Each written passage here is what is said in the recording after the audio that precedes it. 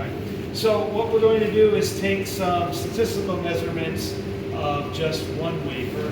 We've already calibrated everything, so we're ready to go. And so we have certain things done by position. So position number one, right, flat up, and you just bring that flat down one rectangle. Just let me press measure.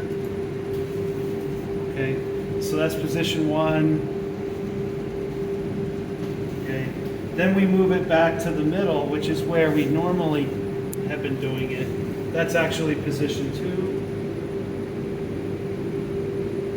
Then we move it up by one rectangle on the platform. I'm trying to keep the flat, parallel to the base. That's okay.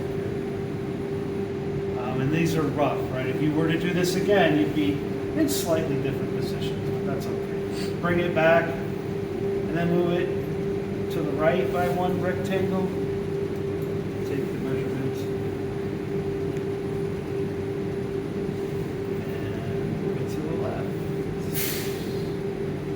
By one rectangle.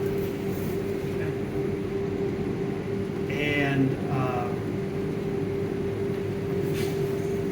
we can see now if we go to history, there should be 5 measurements. And so when we take this into a CSV file and Python Pandas, I can say every 5 measurements, right, is one wafer. And even that, I can do some modulo and like the sample number, if it's, 1 plus 6 plus, continue that, 2 to 7 to 12. Like every 5 measurements would be position number 1. Every 5 measurements here would be position number 2, 3, 4, 5. And you would have right here, I think we had one break, and so that's 24 measurements, right? So we should have 24 times 5. And every time you're done with a wafer, you should make sure you have a multiple of 5, right? So that when we go to analyze it, it'll be a lot easier. Because writing down the standard deviations of this in an Excel file, you're asking for trouble. All right? And you can see the goodness of fit is good.